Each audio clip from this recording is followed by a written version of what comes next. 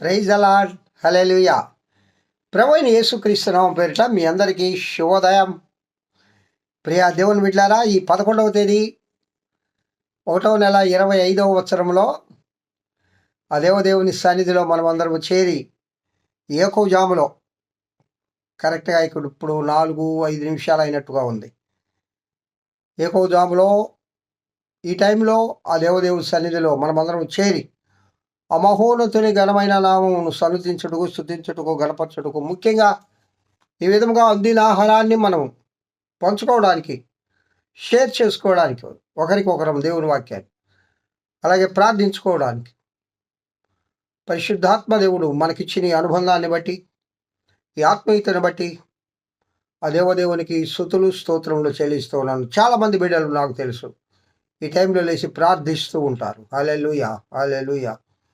మీ అందరికీ ఆ దేవదేవుని కృప తోడుగా ఉండి ఈ యొక్క ప్రార్థనా జీవితంలో మిమ్మల్ని ముందుకు తీసుకువెళ్ళాలని నేను ఆ దేవదేవుని మరి కోరుకుంటూ వేడుకుంటూ ఉన్నాను. ప్రియులారా,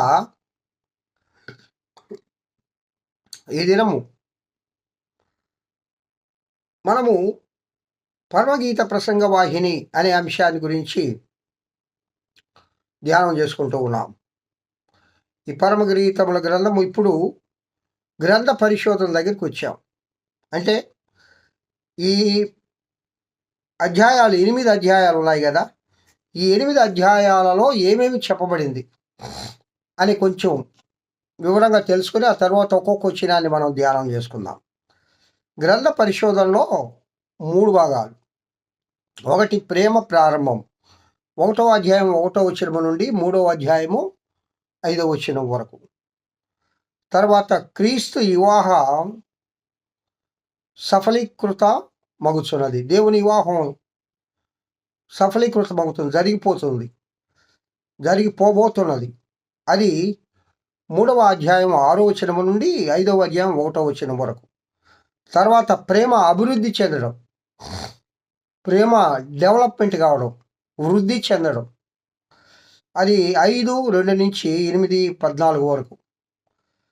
కాబట్టి అంటే ఆఖరి వచ్చిన వరకు ఇవి 3 భాగాలుగా విభజించాం. సరే, వాటిలో మొట్టమొదటిది ప్రేమ ప్రారంభంలో దాన్ని 4 సబ్ డివిజన్స్గా విభజించాం. ఒకటి ప్రియురాలి యొక్క ఇష్టం, 1వ అధ్యాయం 1 నుండి 8 వరకు నేను చెప్పుకున్నాం. అంటే ఆమె ఏ విధంగా తన ప్రియుడిని ఆమె ప్రేమిస్తుంది, ఏ విధంగా తన ప్రియుడి కోసం బ్రతకాలి అనుకుంటుంది. రెండవది ఒకరికొకరు ప్రేమ బయలుపరుచుట, 1వ అధ్యాయం 9వ వచనం నుండి 2వ అధ్యాయం 7వ వచనం వరకు. మూడవదిగా రాజు పెండ్లి కుమార్తెను గ్రహించుట, 2వ అధ్యాయం 8 నుండి 17 వరకు, 17వ వచనం వరకు, అంటే ఆఖరి వచనం వరకు. తర్వాత పెండ్లి కుమార్తె ఎడబాటు, ఇది 3వ అధ్యాయం 1 నుండి 5 వరకు. పెళ్లి కుమార్తె ఎడబాటు అనేది కళ మాత్రమే, అది నిజంగా జరిగింది కాదు. షూలు మెత్తి కళ వస్తుంది అది. ఇవి ఈ 4 భాగాలు ప్రేమ ప్రారంభంలో ఉన్నాయి. నెక్స్ట్ క్రీస్తు వివాహ సఫలీకృతం అవుతున్నదని 2వ భాగంలో మరి 3 సబ్ డివిజన్స్ ఉన్నాయి ప్రియులారా, ABC. 3వ అధ్యాయం 6 నుండి 5వ అధ్యాయం 1వ వచనముల వరకు ఉండే ఈ క్రీస్తు వివాహం సఫలీకృతమయ్యే విధానంలో మరి 3 భాగాలు ఉన్నాయి. ఒకటి వివాహ ఊరేగింపు. చూడండి, సహజంగా వివాహాలు ఈ దినాల్లో అసలు వాళ్ళ వివాహం చూసి వాళ్ళు ఎంత కోటీశ్వరులో, ఎంత ధనవంతులో, వాళ్ళ కుమార్తె కుమారుడు వివాహం, ఆ పరిస్థితులు అది చూస్తే అసలు ఖర్చు పెట్టడంలో ఇప్పుడు ఎవరు వెనకాడాలే. వేల కోట్ల రూపాయలు వివాహాలకు భారతదేశంలో ఖర్చు పెడతారు, వేల కోట్లు. మరి భారతదేశంలో ఈ విధంగా ఎక్కువ ఖర్చు పెడతారు ఊరేగింపులు. అంటే వివాహ ఊరేగింపు వచ్చేసి 3వ అధ్యాయం 6వ వచనం నుండి 11వ వచనం వరకు. రెండవది పెండ్లి కుమార్తె ఎడబాటు, ఇది కూడా కళే. పెళ్లి కుమార్తె ఎడబాటు, ఇది కళగంటది. 5వ అధ్యాయం 2వ వచనం నుండి 7వ వచనం వరకు. తర్వాత సారీ అండి ఆ పెళ్లికు సారీ అండి క్రీస్తు వివాహ సఫలీకృతంలో బి పెళ్లి కుమార్తె సౌందర్య ప్రత్యేకత 4వ అధ్యాయం 1 నుండి 15 వచనాల వరకు. తర్వాత వివాహ సంతోషం. ఇప్పుడు అందరు వివాహాలు ఎందుకు చేసుకుంటారు? సంతోషం కోసమేగా. కానీ ఈ వివాహం, ఈ పరలోక వివాహం, ఇది నిత్య సంతోషం ఇచ్చేదానికోసం మనం ధ్యానం చేసుకుందాం ప్రియులారా. 4వ అధ్యాయం 10వ వచనం నుండి 5వ అధ్యాయం 1వ వచనం వరకు. తర్వాత 3వది ప్రేమ అభివృద్ధి చెందడం. వివాహం చేసుకున్న తర్వాత ప్రేమ డెవలప్మెంట్ కావాలి. బంధం బిగువుగా ఉండాలంటే ప్రేమలో ఎప్పుడు మనము అభివృద్ధి చెందుతూ ఉండాలి. అది క్రీస్తు ప్రేమ. ఏమండి, ఇది అగాపే ప్రేమ. నేను ప్రేమ అని మాట్లాడినప్పుడల్లా అది దేవుని ప్రేమ అని గుర్తుపెట్టుకోండి. ఇది అగాపే ప్రేమ, లోక సంబంధమైన ప్రేమలు కావు. సరే, ప్రేమ వృద్ధి చెందడం. ఇప్పుడు దీన్ని 4 భాగాలుగా 5 భాగాలుగా విభజించారు. పెళ్లి కుమార్తె ఎడబాటు మరలా 5వ అధ్యాయం 2 నుంచి 7 దాకా. బి పెళ్లి కుమార్తె సౌందర్య ప్రత్యేకత ఏంటి? 5వ అధ్యాయము 8 నుండి 6వ అధ్యాయం 3వ వచనం దాకా. పెళ్లి కుమార్తె యొక్క సౌందర్యము పొగడడం 6వ అధ్యాయం 4 నుండి 7వ అధ్యాయము 10వ వచనం వరకు. పెళ్లి కుమార్తె తన గృహములకు వెళ్ళని ఇష్టపడుట. ఆమె గృహానికి వెళ్ళడానికి ఇష్టపడుతుంది. 7వ అధ్యాయం 11 నుండి 7వ అధ్యాయం 11, 8వ అధ్యాయం 4వ వచనం దాకా. కాబట్టి ఈ ప్రయాణం చేసి గృహం చేరడం చివరిగా అదే కదా మన అంతిమం, అదే కదా మన కోరిక. ఆయన గృహంలో చేరాలనే కదా. 8వ అధ్యాయం 5వ వచనం నుండి 14వ వచనం వరకు ప్రియులారా. కాబట్టి ఈ యొక్క గ్రంథ పరిశోధనలో ఈ 3 విషయాలను మనం సంపూర్ణంగా ఒక్కొక్క వచనాన్ని మనము ధ్యానం చేసుకోగలిగితే ఆ దేవదేవుడు మనతో మాట్లాడతాడు. పరమగీతాల గ్రంథం గురించి కొంతవరకు మనం అవగాహన పొందినాము అని ధైర్యంగా గుండె మీద ధైర్యం వేసుకొని చెప్పచ్చు. అయితే మీరు ఓ సంగతి, నేను బుధవారం బైబిల్ స్టడీలో చాలా వివరంగా, అంటే కొంచెం సమయం ఎక్కువ తీసుకొని చెప్తా ఉన్నాను. దాన్ని కూడా అప్లోడ్ చేస్తాను, దాన్ని వినండి.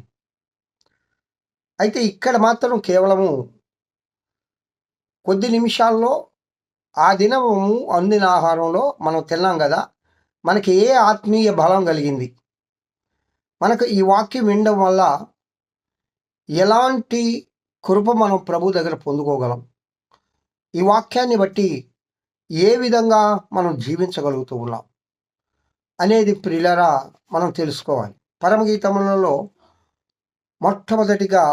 మొదటి వచనాన్ని నిన్న మనము కాసేపు నేను ధ్యానం చేశాను కదా, మీకు చెప్పడం జరిగింది.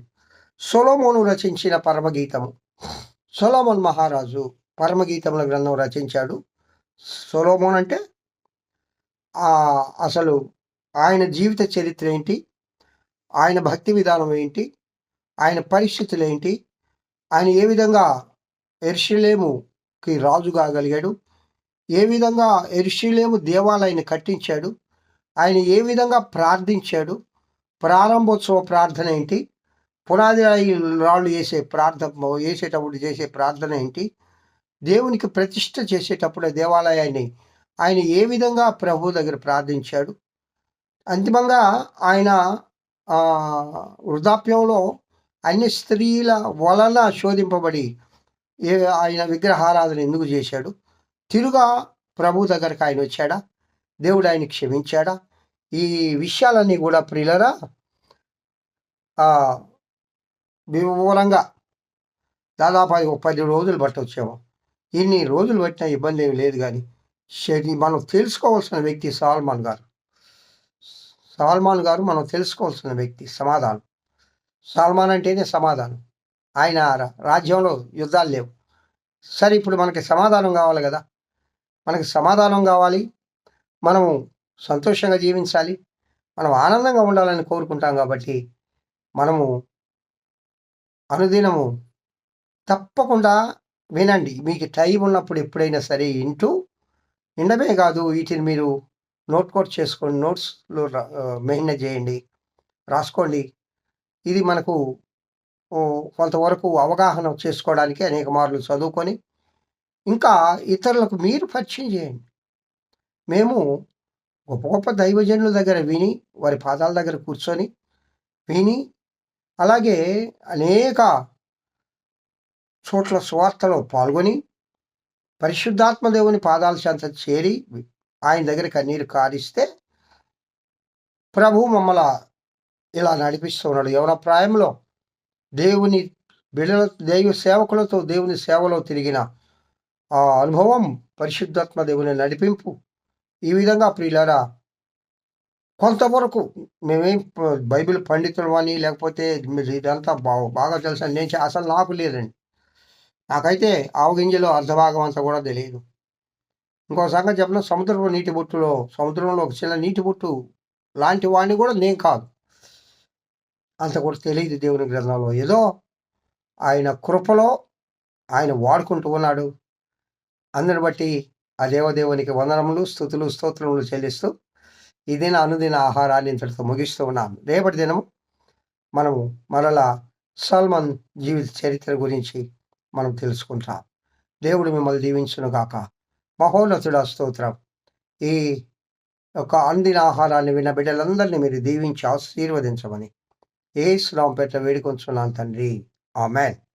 తండ్రి అయిన దేవుని నుండి, కుమారుడైన యేసుక్రీస్తు నుండి, పరిశుద్ధాత్మన్యోన్య నిత్య సహవాసం వాక్యం వింటున్న బిడ్డలందరికీ, సర్వలోక పరిశుద్ధులకు, సార్వత్రిక సంఘానికి ఇప్పుడు ఎల్లప్పుడు సదాకాలము తోడై ఉండి నడిపింపబడును గాక. Amen. Amen. Praise the lord. Have a good day. ఈ దినమంతా ఆయన కృపాక్షేమములే మీ వెంట వచ్చును గాక. హల్లెలూయా.